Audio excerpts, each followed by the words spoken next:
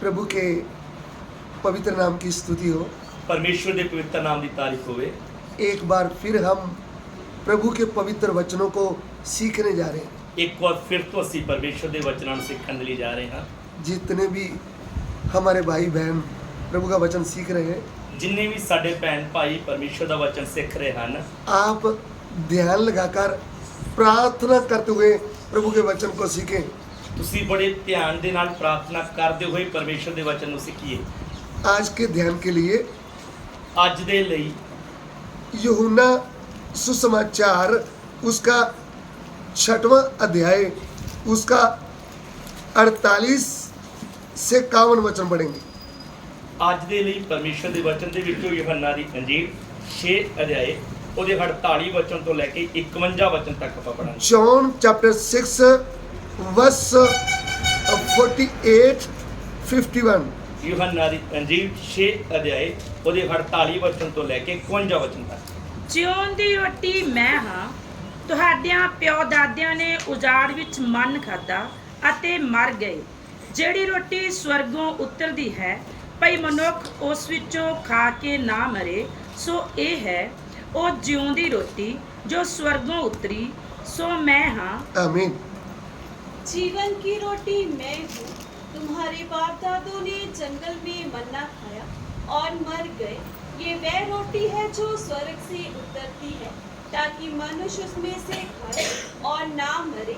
जीवन की रोटी जो स्वर्ग से उतरी मैं हूँ। यदि कोई इस रोटी में से खाए तो सर्वदा जीवित रहेगा, और जो रोटी मैं जगत के जीवन के लिए दूंगा वह मेरा मांस है। आमीन। I am the bread of life. Your father ate the manna in the wilderness, and they died. This is the bread that come down from heaven, so that one may eat of it and not die. I am the living bread that come down from heaven. If anyone eat of this bread, he will live forever, and the bread that I will give for the life of the world in the flesh. आमीन। आमीन। आइए हम प्रार्थना करें। आइए असी प्रार्थना करें। हमारे प्यार करने वाले परमेश्वर, सानू प्यार करने वाले साडे परमेश्वर, एक बार फिर हम आपके कदमों में आते हैं। एक बार फिर तो असी तुहाडे कदमां दे विच आउंदे हां। आज का वचन अज दा वचन हमारा आत्मिक भोजन बन जाए। साडा आत्मिक भोजन बन जाए। प्रभु प्रभु सभी आदर महिमा आपको देते हैं। सारा आदर महिमा तुहानू ही दिंदे हां। विनती को ग्रहण करें। साडी बेनती नू कबूल करो। यीशु मसीह के पवित्र नाम से मांगते हैं। यीशु मसीह दे पवित्र नाम विच मंगदे हां। आमीन। एक बार फिर हम हिंदी में पढ़ना चाहेंगे। एक बार फिर तो असी इस वचन नू हिंदी दे विच पढ़ना चाहांगे। यूहन्ना सुसमाचार उसका 6 अध्याय उसका 48 से पढ़ेंगे। यूहन्ना दी अंजील ओदा 6 अध्याय ओदे 48 वचन नू पढ़ांगे। जीवन की रोटी मैं हूँ। तुम्हारे बाप दादों ने जंगल में मन्ना खाया और मर गए। ये वह रोटी है जो स्वर्ग से उतरती है, ताकि मनुष्य उसमें से खाए और ना मरे। जीवन की रोटी जो स्वर्ग से उतरी मैं हूँ। यदि कोई इस रोटी में से खाए तो सर्वदा जीवित रहेगा। आमीन। आमीन। यहाँ पे प्रभु यीशु लोगों को कहते हैं इत्थे प्रभु यीशु उथों दे लोकां नू कहिंदे हन कि जीवन की रोटी मैं हूं। कि जीवन दी रोटी मैं हां। यहूदी लोगों के बीच में यहूदी लोकां दे विच अगर उनकी बुद्धि खुलना है, उन्होंने प्रभु यीशु को कुछ समझना है, जेकर उन्हां दी बुद्ध खुलनी है या यीशु मसीह नू समझना है, तो उनके सामने व्यवस्था है। तां उन्हां दे सामने व्यवस्था है। पुराना नियम जो है, पुराना नियम जो है मूसा के द्वारा दिया हुआ 5 किताबें हैं। मूसा दे द्वारा दित्तियां गईयां 5 किताबां हन। उनमें से उनको प्रमाण चाहिए, ਉਹਦੇ ਵਿੱਚੋਂ ਉਹਨਾਂ ਨੂੰ ਪ੍ਰਮਾਣ ਚਾਹੀਦਾ ਹੈ। नहीं तो मानेंगे नहीं। ਨਹੀਂ ਤਾਂ ਉਹ ਮੰਨਣਗੇ ਹੀ ਨਹੀਂ। लेकिन प्रभु यीशु इधर क्या बात करते हैं? ਇੱਧਰ ਪ੍ਰਭੂ ਯੀਸ਼ੂ ਕੀ ਗੱਲ ਕਰਦੇ ਹਨ? बोले तुम्हारे बाप दादों ने ਪ੍ਰਭੂ ਯੀਸ਼ੂ ਨੇ ਆਖਿਆ ਤੁਹਾਡੇ ਪਿਓ ਦਾਦਿਆਂ ਨੇ जब वे जंगल में से सफर कर रहे थे, ਜਦੋਂ ਉਹ ਉਜਾੜ ਦੇ ਵਿੱਚ ਸਫ਼ਰ ਕਰ ਰਹੇ ਸਨ, जब उनको भूख लगी थी, ਜਦੋਂ ਉਹਨਾਂ ਨੂੰ ਭੁੱਖ ਲੱਗੀ ਸੀ, उनको परमेश्वर ने स्वर्ग से मन्ना दिया। ਉਹਨਾਂ ਨੂੰ ਪਰਮੇਸ਼ਰ ਨੇ ਸਵਰਗ ਤੋਂ ਮੰਨਾ ਦਿੱਤਾ। फिर उनकी भूख मिट गई। ਅਤੇ ਉਹ ਮੰਨੇ ਦੇ ਖਾਣ ਨਾਲ ਉਹਨਾਂ ਦੀ ਭੁੱਖ ਮਿਟ ਗਈ। वो संसार का भोजन नहीं था, ਉਹ ਸੰਸਾਰ ਦਾ ਭੋਜਨ ਨਹੀਂ ਸੀ स्वर्ग से उनको वो भोजन दिया गया। ਔਰ ਉਹ ਮੰਨਾ ਉਹਨਾਂ ਨੂੰ ਸਵਰਗ ਤੋਂ ਦਿੱਤਾ ਗਿਆ ਸੀ। इसलिए ਇਸ ਲਈ मैं भी जीवन की रोटी हूँ। ਮੈਂ ਵੀ ਜੀਵਨ ਦੀ ਰੋਟੀ ਹਾਂ। यानी वो मन्ना स्वर्ग से आया था, ਉਹ ਮੰਨਾ ਸਵਰਗ ਤੋਂ ਆਇਆ ਸੀ। मैं भी स्वर्ग से आया हुआ हूँ। ਮੈਂ ਵੀ ਸਵਰਗ ਤੋਂ ਆਇਆ ਹਾਂ। ये बात आपको समझना पड़ेगा। ਇਹ ਗੱਲ ਤੁਹਾਨੂੰ ਸਮਝਣੀ ਪਏਗੀ। ऐसा प्रभु उन लोगों से बात कर रहे थे। ਇਸ ਤਰ੍ਹਾਂ ਪ੍ਰਭੂ ਉਹਨਾਂ ਦੇ ਨਾਲ ਗੱਲ ਕਰ ਰਹੇ ਹਨ। सो उस समय के लिए स्वर्ग का भोजन, ਉਸ ਸਮੇਂ ਦੇ ਲਈ ਸਵਰਗ ਦਾ ਭੋਜਨ, इस्राएलियों ने स्वर्ग का भोजन खाकर ताकत पाया, तंदुरुस्ती पाया। ਇਸਰਾਇਲੀ ਲੋਕਾਂ ਨੇ ਉਜਾੜ ਬਿਆਬਾਨ ਦੇ ਵਿੱਚ ਸਵਰਗ ਦਾ ਭੋਜਨ ਖਾ ਕੇ ਸਫ਼ਰ ਕਰਨ ਦੇ ਲਈ ਬਲ ਪਾਇਆ। इसको समझेंगे तो ਇਸ ਨੂੰ ਸਮਝਾਂਗੇ ਤਾਂ एक बार एलिया जो प्रभु का दास था, वो प्रभु की सेवा कर रहा था। ਏਲੀਆ ਜੋ ਪਰਮੇਸ਼ਰ ਦਾ ਨਬੀ ਸੀ, ਉਹ ਪਰਮੇਸ਼ਰ ਦੀ ਸੇਵਾ ਕਰ ਰਿਹਾ ਸੀ। उस समय उनके द्वारा एक बड़ा कार्य हो गया। ਏਲੀਆ ਦੇ ਦੁਆਰਾ ਇੱਕ ਬਹੁਤ ਵੱਡਾ ਕੰਮ ਹੋ ਗਿਆ। उन्होंने स्वर्ग से आग को उतार दिया। ਉਹਨੇ ਸਵਰਗ ਤੋਂ ਅੱਗ ਨੂੰ ਉਤਾਰਿਆ।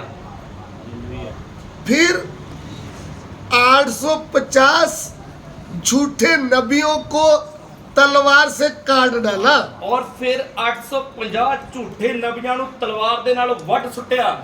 ये बात देखते हुए राजा डर गया। ਇਹ ਗੱਲ ਵੇਖ ਕੇ ਰਾਜਾ ਡਰ ਗਿਆ। अहाब राजा ਆਹਾਬ ਰਾਜਾ ਡਰ ਗਿਆ।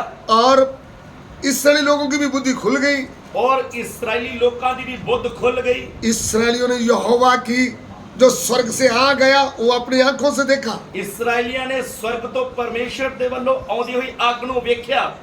उस समय एलिया को भी अच्छा लगा, प्रभु से प्रार्थना किया तो प्रार्थना के द्वारा स्वर्ग से आग उतरा। ਔਰ ਏਲੀਆ ਨੂੰ ਵੀ ਅੱਛਾ ਲੱਗਾ ਕਿਉਂਕਿ ਉਹਦੀ ਛੋਟੀ ਪ੍ਰਾਰਥਨਾ ਦੇ ਦੁਆਰਾ ਹੀ ਸਵਰਗ ਤੋਂ ਅੱਗ ਆ ਗਈ। लेकिन ये बहुत बड़ा कार्य हो गया, ਇਹ ਬਹੁਤ ਵੱਡਾ ਕੰਮ ਹੋ ਗਿਆ।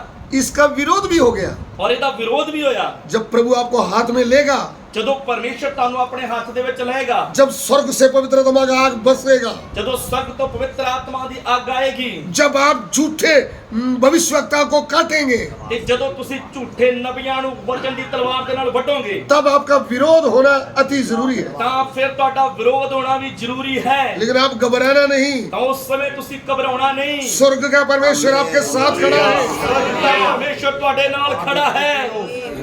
हम मनुष्य होते समय ਅਸੀਂ ਮਨੁੱਖ ਹੁੰਦੇ ਸਮੇਂ कितनी बार घबरा जाते हैं। ਕਿੰਨੀ ਵਾਰ ਘਬਰਾ ਜਾਂਦੇ ਹਾਂ। एलिया भी हमारे जैसा सुख दुख भोगने वाला एक पुरुष था, ਏਲੀਆ ਵੀ ਸਾਡੇ ਵਰਗਾ ਦੁੱਖ ਸੁੱਖ ਭੋਗਣ ਵਾਲਾ ਮਨੁੱਖ ਸੀ। तो भी परमेश्वर उनकी प्रार्थना का जवाब देता था। ਹਾਂ ਵੀ ਪਰਮੇਸ਼ਰ ਉਹਦੀ ਪ੍ਰਾਰਥਨਾ ਦਾ ਜਵਾਬ ਦਿੰਦਾ ਸੀ। मुझे सुनने वाले प्रिय भाइयों बहनों, ਮੈਨੂੰ ਸੁਣਨ ਵਾਲੇ ਪਿਆਰੇ ਭੈਣੋ ਤੇ ਭਰਾਵੋ, बेशक आपने कॉलेज में डिग्री नहीं की होगी, ਹੋ ਸਕਦਾ ਤੁਸੀਂ ਕਾਲਜ ਦੇ ਵਿੱਚ ਜਾ ਕੇ ਡਿਗਰੀ ਨਹੀਂ ਲਈ ਹੋਵੇਗੀ, आप इतने पढ़े लिखे नहीं होंगे, ਤੁਸੀਂ ਜ਼ਿਆਦਾ ਪੜ੍ਹੇ ਲਿਖੇ ਨਹੀਂ ਹੋਵੋਗੇ, आप बाइबल स्कूल में जाकर ट्रेनिंग नहीं किया होगा, ਤੁਸੀਂ ਬਾਈਬਲ ਸਕੂਲ ਦੇ ਵਿੱਚ ਜਾ ਕੇ ਟ੍ਰੇਨਿੰਗ ਨਹੀਂ ਕੀਤੀ ਹੋਵੇਗੀ, लेकिन परमेश्वर के अनुग्रह की दृष्टि आपके ऊपर पड़ी है। ਪਰ ਪਰਮੇਸ਼ਰ ਦੀ ਕਿਰਪਾ ਦੀ ਨਿਗਾਹ ਤੁਹਾਡੇ ਉੱਤੇ ਹੋਈ ਹੈ। आप अनपढ़ हो सकते हैं, ਤੁਸੀਂ ਅਨਪੜ੍ਹ ਹੋ ਸਕਦੇ ਹੋ, भाई बहन हो सकते हैं, ਭੈਣ ਜਾਂ ਭਾਈ ਹੋ ਸਕਦੇ ਹੋ, लेकिन आप एलिया के उस वचन को याद रखें। ਪਰ ਤੁਸੀਂ ਏਲੀਆ ਦੇ ਉਸ ਵਚਨ ਨੂੰ ਯਾਦ ਰੱਖਿਓ। याकूब प्रेरित लिखते हैं, ਯਕੂਬ ਰਸੂਲ ਲਿਖਦਾ ਹੈ, एलिया हमारे जैसा सुख दुख भोगने वाला पुरुष था। ਏਲੀਆ ਵੀ ਸਾਡੇ ਵਰਗਾ ਦੁੱਖ सुख भोगण वाला मनुष्य सी। उन्होंने विश्वास के द्वारा तन मन से प्रार्थना किया। विश्वास के नाल तनो मनो प्रार्थना की थी। 3.5 साल में बंद हो गया, 3.5 साल तक भी ना पिया, बारिश बंद होगी, भी बंद हो गया। एलिया प्रार्थना करता था, एलिया प्रार्थना करता सी, यहोवा परमेश्वर उनकी प्रार्थना को ग्रहण करता था। प्रार्थना भी सुनता सी। क्यों ऐसा होता था? क्यों एवें हुंदा सी? एलिया परमेश्वर के कदमों में गिरा रहता था। एलिया परमेश्वर के कदमां दे विच डिग्गिया रहिंदा सी। प्रभु के दास दासियों, ਪ੍ਰਭੂ ਦੇ ਦਾਸ ਦਸਿਓ यदि आप अधिकार की सेवा करना है तो ਜੇਕਰ ਤੁਸੀਂ ਅਧਿਕਾਰ ਦੀ ਸੇਵਾ ਕਰਨਾ ਚਾਹੁੰਦੇ ਹੋ ਤਾਂ आपको स्वर्ग के परमेश्वर के पाँव में बैठना चाहिए। ਤੁਹਾਨੂੰ ਸਵਰਗ ਦੇ ਪਰਮੇਸ਼ਰ ਦੇ ਕਦਮਾਂ 'ਚ ਬੈਠਣਾ ਚਾਹੀਦਾ ਹੈ। आप घर का बहुत काम करते होंगे, ਤੁਸੀਂ ਘਰ ਦੇ ਬਹੁਤ ਕੰਮ ਕਰਦੇ ਹੋਵੋਗੇ, आपको घर में बहुत आदर मिलता होगा। ਤੁਹਾਨੂੰ ਘਰ ਦੇ ਵੱਲੋਂ ਵੀ ਬਹੁਤ ਆਦਰ ਮਿਲਦਾ ਹੋਵੇਗਾ। हमारी बहू जो आई हो इतनी सियानी है, इतनी अच्छी है, घर को चमका के रखती है। ਘਰ ਦੇ ਵੀ ਤਾਰੀਫ ਕਰਦੇ ਹੋਣਗੇ ਕਿ ਸਾਡੀ ਨੌ ਰਾਣੀ ਬਹੁਤ ਸਿਆਣੀ ਹੈ, ਚੰਗੀ ਹੈ, ਘਰ ਨੂੰ ਚਮਕਾ ਕੇ ਰੱਖਦੀ ਹੈ। लेकिन क्या परमेश्वर आपकी तारीफ करता है ਕੀ ਪਰਮੇਸ਼ਰ ਤੁਹਾਡੀ ਤਾਰੀਫ ਕਰਦਾ है कि जो इनकी बहू आई वो 2-2 घंटे प्रार्थना में वचन में ही लगी रहती है? ਕਿ ਜੋ ਇਹਨਾਂ ਦੀ ਨੌ ਆਈ ਹੈ 2-2 ਘੰਟੇ 3-3 ਘੰਟੇ ਪ੍ਰਾर्थना ਦੇ ਵਿੱਚ ਹੀ ਲੱਗੀ ਰਹਿੰਦੀ ਹੈ। ये जो प्रभु का सेवक है ये तो 2-2 3-3 घंटे वचन पढ़ने में सीखने में लगा रहता है। ਇਹ ਜੋ ਪ੍ਰਭੂ ਦਾ ਦਾਸ ਹੈ ਇਹ 2-2 3-3 ਘੰਟੇ ਪਰਮੇਸ਼ਰ ਦੇ ਵਚਨ ਨੂੰ ਸਿੱਖਣ ਦੇ ਲਈ ਔਰ ਪੜ੍ਹਨ ਦੇ ਵਿੱਚ ਲੱਗਾ ਰਹਿੰਦਾ ਹੈ। कितने प्रभु के दास दासियां इतने अच्छे हैं, ਕਿੰਨੇ ਪ੍ਰਭੂ ਦੇ ਦਾਸ ਦਾਸੀਆਂ ਇੰਨੇ ਚੰਗੇ ਹਨ, सुबह उठकर प्रार्थना भी नहीं करते। ਸਵੇਰੇ ਉੱਠ ਕੇ ਪ੍ਰਾਰਥਨਾ ਵੀ ਨਹੀਂ ਕਰਦੇ। वो पूरा दिन सेवा में 5 गांव में गए थे, थके हैं, अभी कमर ही नहीं उठ रहा, प्रार्थना क्या करें? ਪੂਰਾ ਦਿਨ ਪਿੰਡਾਂ ਦੇ ਵਿੱਚ ਸੇਵਾ ਕਰਦੇ ਰਹੇ, 5 ਪਿੰਡਾਂ ਦੇ ਵਿੱਚ ਗਏ, ਹੁਣ ਥੱਕ ਗਏ, ਲੱਕ ਦਰਦ ਹੋ ਰਿਹਾ ਹੈ। अभी 8 बजे उठेंगे, नाश्ता खाएंगे, 7 बजे नहा धो लेंगे, बाइबल पढ़ के सेवा में जाएंगे। ਉਹ ਸਵੇਰੇ 8 ਵਜੇ ਉੱਠਣਗੇ, ਫਿਰ ਨਹਾ ਧੋ ਕੇ ਸੇਵਾ ਦੇ ਵਿੱਚ ਚਲੇ ਜਾਣਗੇ। प्रभु की दासियां भी ऐसी है। ਪ੍ਰਭੂ ਦੀਆਂ ਦਾਸੀਆਂ ਵੀ ਇਸੇ ਤਰ੍ਹਾਂ ਦੀਆਂ वो ਹਨ। बोलती है पास्टर जी आपको क्या मालूम है, ਉਹ ਕਹਿੰਦੀਆਂ ਪਾਸਟਰ ਜੀ ਤੁਹਾਨੂੰ ਕੀ ਪਤਾ ਆ, सुबह उठती हूँ ਸਵੇਰੇ ਉੱਠਦੀ ਹਾਂ 6 बजे उठना पड़ता है, 6 ਵਜੇ ਉੱਠਣਾ ਪੈਂਦਾ ਹੈ, वो बच्चों के लिए नाश्ता करना पड़ता है, ਬੱਚਿਆਂ ਦੇ ਲਈ ਨਾਸ਼ਤਾ ਬਣਾਉਣਾ ਪੈਂਦਾ ਹੈ, फिर घर की सफाई करनी पड़ती ਫਿਰ है, ਘਰ ਦੀ ਸਫਾਈ ਕਰਨੀ ਪੈਂਦੀ ਹੈ, पूरा दिन किसी को चाय पानी देना पड़ता है। ਪੂਰਾ ਦਿਨ ਕਿਸੇ ਨੂੰ ਚਾਹ ਪਾਣੀ ਦੇਣਾ ਪੈਂਦਾ ਹੈ। मैं तो पास्टर से भी ज्यादा थकी हूँ, ਮੈਂ ਤਾਂ ਪਾਸਟਰ ਦੇ ਨਾਲ ਵੀ ਜ਼ਿਆਦਾ ਥੱਕ ਜਾਂਦੀ ਹਾਂ। बस मेरा सिर ही दुखता है, ਮੇਰਾ ਸਿਰ ਦੁਖਣ ਲੱਗ ਜਾਂਦਾ ਹੈ। इसलिए मैं बाइबल नहीं ज्यादा पढ़ सकती, ਇਸੇ ਕਰਕੇ ਮੈਂ ਜ਼ਿਆਦਾ ਬਾਈਬਲ ਨਹੀਂ ਪੜ੍ਹ ਸਕਦੀ, ज्यादा मैं दुआ नहीं कर सकती, ਜ਼ਿਆਦਾ ਮੈਂ ਪ੍ਰਾਰਥਨਾ ਨਹੀਂ ਕਰ ਸਕਦੀ। खाली मोबाइल देख सकती हूँ, ਮੈਂ ਮੋਬਾਈਲ ਹੀ ਬੈਠ ਕੇ ਵੇਖ ਸਕਦੀ वो ਹਾਂ, भी मजबूरी से 1-2 घंटे, बस ज्यादा नहीं ਉਹ देखती। ਵੀ ਸਿਰਫ 2-3 ਘੰਟੇ ਹੀ, ਜ਼ਿਆਦਾ ਨਹੀਂ।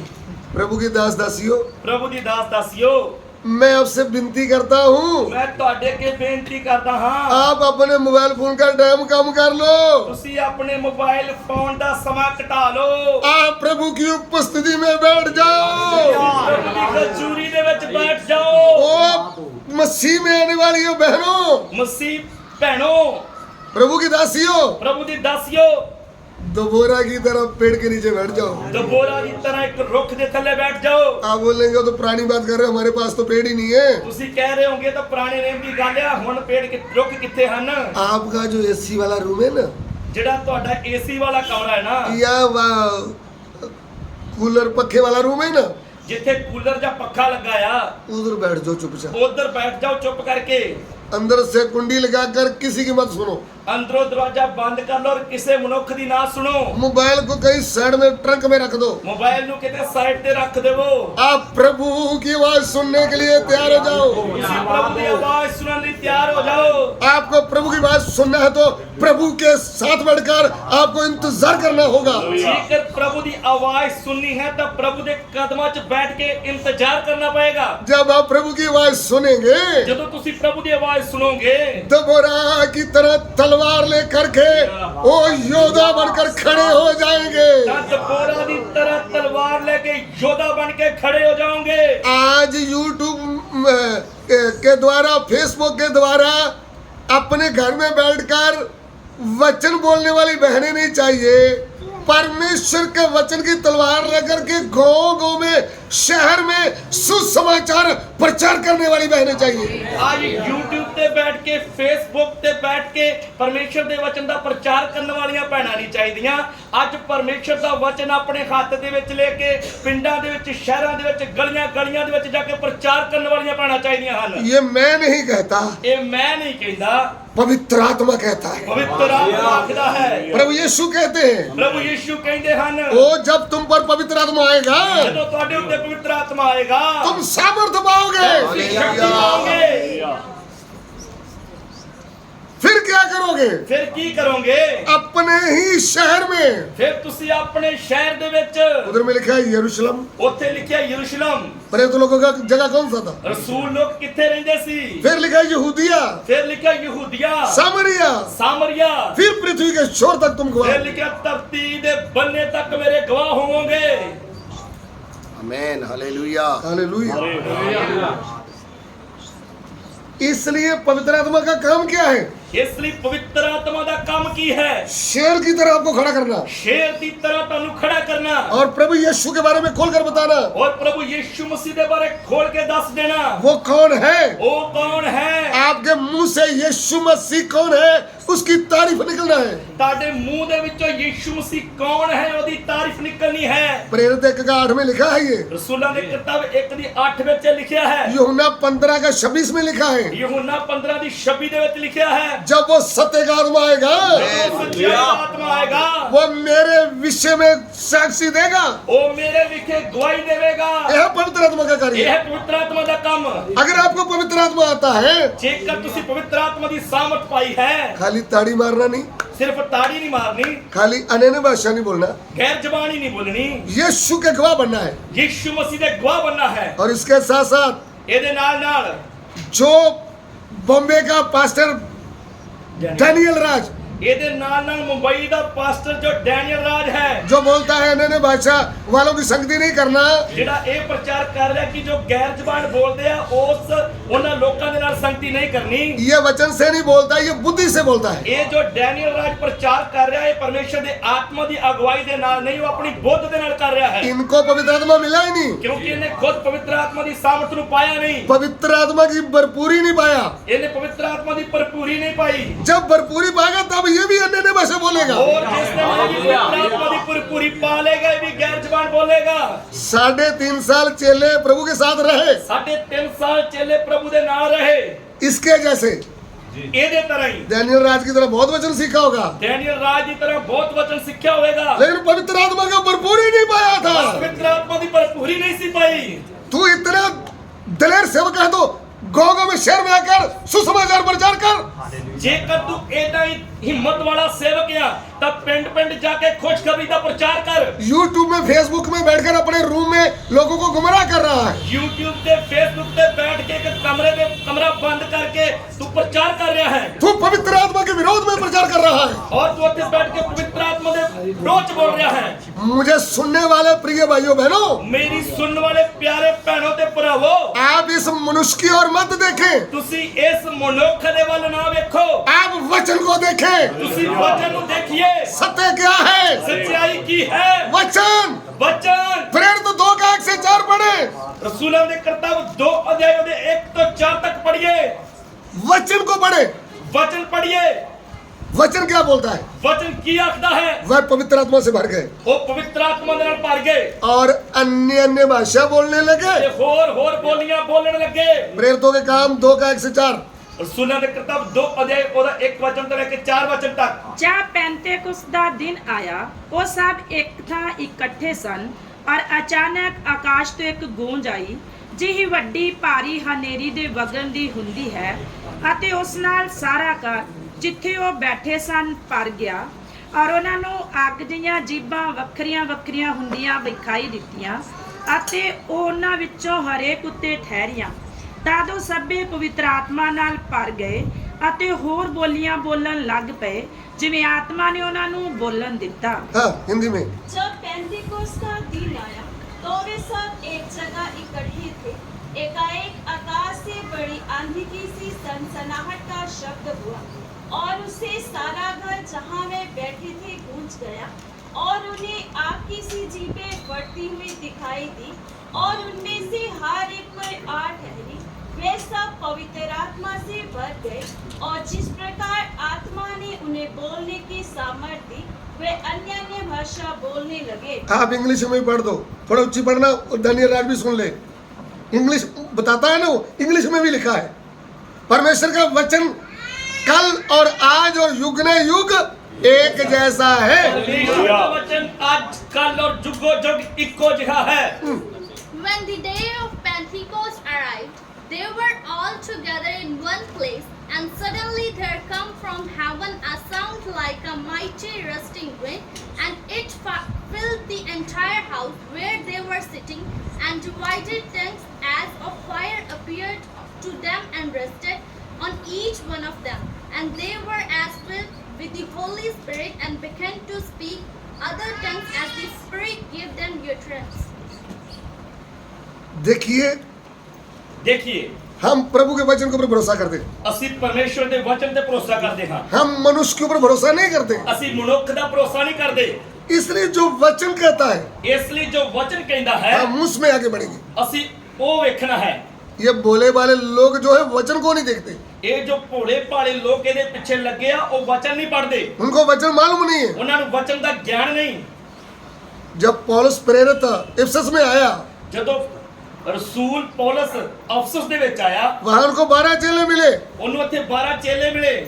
उन्होंने पहले उनको उपदेश बताया, ਉਹਨੇ ਪਹਿਲਾਂ ਉਹਨਾਂ ਨੂੰ ਉਪਦੇਸ਼ ਦੱਸਿਆ, फिर उनको बपतिस्मा दिया गया, ਫਿਰ ਉਹਨਾਂ ਨੂੰ ਬਪਤਿਸਮਾ ਦਿੱਤਾ, फिर उनके ऊपर हाथ रखा, ਫਿਰ ਉਹਨਾਂ ਦੇ ਉੱਤੇ ਹੱਥ ਰੱਖੇ तब वह पवित्र आत्मा से भर गए ਔਰ ਉਹ ਫਿਰ ਪਵਿੱਤਰ ਆਤਮਾ ਦੇ ਨਾਲ ਭਰ ਗਏ और अन्य अन्य भाषा बोलने लगे। ਤੇ ਹੋਰ ਬੋਲੀਆਂ ਬੋਲਣ ਲੱਗੇ।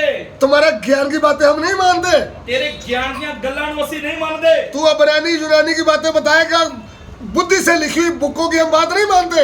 ਤੂੰ ਇਬਰਾਨੀ ਯੂਨਾਨੀ ਦੀਆਂ ਗੱਲਾਂ ਦੱਸੇਗਾ ਆਪਣੀ ਬੁੱਧ ਦੇ ਨਾਲ, ਉਹਨਾਂ ਨੂੰ ਅਸੀਂ ਨਹੀਂ ਮੰਨਦੇ। हम पवित्र वचन को मानते हैं, ਅਸੀਂ ਪਵਿੱਤਰ ਵਚਨ ਨੂੰ ਮੰਨਦੇ ਹਾਂ जो था, ਜੋ ਸੀ, जो है, ਜੋ ਹੈ जो सदा तक रहेगा। और जो सदा तक रहेगा। सो पवित्र आत्मा का काम क्या है? ਪਵਿੱਤਰ ਆਤਮਾ ਦਾ ਕੰਮ ਕੀ ਹੈ? यीशु मसीह के विषय में गवाही देना, ਯीशु मसीह ਦੇ ਬਾਰੇ ਗਵਾਹੀ ਦੇਣਾ, खोल कर बताना ਉਹਨੂੰ ਖੋਲ ਕੇ ਦੱਸਣਾ। यीशु प्रभु कौन है। ਯीशु प्रभु कौन है? हमको कोई ज्ञान नहीं चाहिए, ਸਾਨੂੰ ਗਿਆਨ ਨਹੀਂ ਚਾਹੀਦਾ। वो ज्ञान नहीं चाहिए जो हमारे प्रभु के प्रेम से हमको अलग कर दे। ਸਾਨੂੰ ਐਸਾ ਕੋਈ ਗਿਆਨ ਨਹੀਂ ਚਾਹੀਦਾ ਜੋ ਸਾਡੇ ਮਸੀਹ ਦੇ ਪਿਆਰ ਤੋਂ ਸਾਨੂੰ ਦੂਰ ਲੈ ਜਾਏ, जो पवित्र आत्मा को दुखी कर दे। ਜੋ ਪਰਮੇਸ਼ਰ ਦੀ ਆਤਮਾ ਨੂੰ ਦੁਖੀ ਕਰ ਦੇਵੇ। तुम्हारा बुद्धि का ज्ञान हमें नहीं चाहिए। ਤੇਰੀ ਬੁੱਧ ਦਾ ਗਿਆਨ ਸਾਨੂੰ ਨਹੀਂ ਚਾਹੀਦਾ। अगर तूने बात करना है तो पंजाब में आकर हमारे सामने बैठकर बात कर। ਜੇਕਰ ਤੂੰ ਗੱਲ ਕਰਨੀ ਹੈ ਤਾਂ ਪੰਜਾਬ ਆ ਕੇ ਸਾਡੇ ਸਾਹਮਣੇ ਬੈਠ ਕੇ ਗੱਲ ਕਰ। आपके पास हिम्मत है तो आपका जगह छोड़ करके पंजाब में घरियाला में आकर तू आकर वचन से बात कर। ਜੇਕਰ ਤੇਰੇ ਅੰਦਰ ਹਿੰਮਤ ਹੈ ਤਾਂ ਪੰਜਾਬ ਦੇ ਵਿੱਚ ਘਰਿਆਲੇ ਆ ਕੇ ਸਾਹਮਣੇ ਬਹਿ ਕੇ ਗੱਲ ਕਰ। मुझे तेरी बुकों से कोई लेना देना नहीं, ਮੈਨੂੰ ਤੇਰੀਆਂ ਕਿਤਾਬਾਂ ਦੇ ਨਾਲ ਕੋਈ ਮਤਲਬ ਨਹੀਂ। मुझे तेरी एजुकेशन से कोई काम नहीं, ਮੈਨੂੰ ਤੇਰੀ ਪੜ੍ਹਾਈ ਦੇ ਨਾਲ ਕੋਈ ਮਤਲਬ ਨਹੀਂ। मुझे पवित्र आत्मा ने खड़ा किया। ਮੈਨੂੰ ਪਰਮੇਸ਼ਰ ਦੀ ਆਤਮਾ ਨੇ ਖੜਾ ਕੀਤਾ ਹੈ। मैं प्रभु के दास हूँ ਮੈਂ ਪਰਮੇਸ਼ਰ ਦਾ ਦਾਸ ਹਾਂ। और कोई भी इसके साथ गलत उपदेश वाला है तो उनको भी हम निमंत्रण देते हैं। ਜੇਕਰ ਕੋਈ ਵੀ ਇਹਦੇ ਨਾਲ ਗਲਤ ਉਪਦੇਸ਼ ਦਾ ਸਾਥ ਦੇਣ ਵਾਲਾ ਹੈ ਤਾਂ ਉਹਨੂੰ ਵੀ ਅਸੀਂ ਸੱਦਾ ਦਿੰਦੇ ਹਾਂ। आओ ਆਓ सामने बैठकर बात करेंगे। ਔਰ ਸਾਹਮਣੇ ਬੈਠ ਕੇ ਗੱਲ ਕਰੋ। हम फोनों से बात नहीं करते, ਅਸੀਂ ਮੋਬਾਈਲ ਫੋਨ ਤੇ ਗੱਲ ਨਹੀਂ ਕਰਨੀ। हम इधर उधर नहीं लिखकर बात करेंगे। ਅਸੀਂ ਇੱਧਰ ਉੱਧਰ ਦੀਆਂ ਗੱਲਾਂ ਕਰਕੇ ਨਹੀਂ ਗੱਲ ਕਰਾਂਗੇ। तू सामने आके बैठ, ਤੂੰ ਸਾਹਮਣੇ ਆ ਕੇ ਬੈਠ। इस पवित्र वचन के बाहर नहीं हम जाएंगे। ਇਸ ਪਵਿੱਤਰ ਵਚਨ ਤੋਂ ਬਾਹਰ ਨਹੀਂ ਅਸੀਂ ਜਾਵਾਂਗੇ। जो भी बात होगा वचन से होगा। ਜੋ ਵੀ ਗੱਲ ਹੋਏਗੀ ਵਚਨ ਦੇ ਵਿੱਚ ਹੋਏਗੀ। हम तुम्हारी बुकों के ऊपर विश्वास नहीं करेंगे। ਅਸੀਂ ਤੇਰੀਆਂ ਕਿਤਾਬਾਂ ਦੇ ਉੱਤੇ ਵਿਸ਼ਵਾਸ ਨਹੀਂ ਕਰਾਂਗੇ। कितने लोगों की बुद्धि खराब होगी ਕਿੰਨੇ ਲੋਕਾਂ ਦੀ ਬੁੱਧ ਖਰਾਬ ਹੋ ਗਈ। असली वचन को छोड़ करके दुनिया की बातें कहानियां बताने लगे। ਉਹ ਸੱਚਾਈ ਦਾ ਵਚਨ ਛੱਡ ਕੇ ਕਹਾਣੀਆਂ ਦੱਸਣ ਲੱਗ ਗਏ। पौलुस के समय भी था, ਇਹ ਪ੍ਰੇਰਿਤ ਪੌਲਸ ਦੇ ਸਮੇਂ ਤੋਂ ਵੀ ਸੀ। इसलिए उन्होंने बोला तिमोथी जो तूने मुझसे सीखा है, ਇਸ ਲਈ ਪੌਲਸ ਨੇ ਤਿਮੋਥੀਅਸ ਨੂੰ ਆਖਿਆ, ਤਿਮੋਥੀਅਸ ਜੋ ਤੂੰ ਮੇਰੇ ਤੋਂ ਸਿੱਖਿਆ ਹੈ उसमें बने रहना। ਉਹਦੇ ਵਿੱਚ